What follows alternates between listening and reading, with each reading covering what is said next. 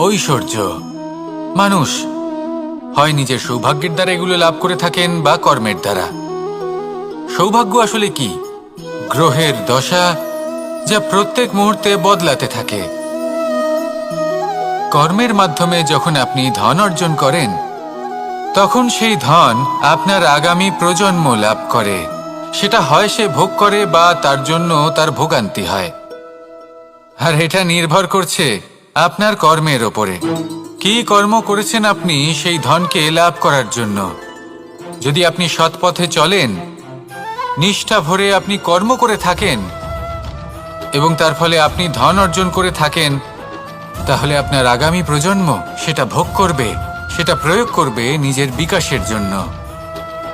কিন্তু যদি আপনি কুকর্ম করে থাকেন, কোনো রকম ছলনা করে থাকেন এই ধন লাভ করার জন্য, তাহলে 100% আপনার আগামী প্রজন্মকে এর জন্য ভুগতেই হবে।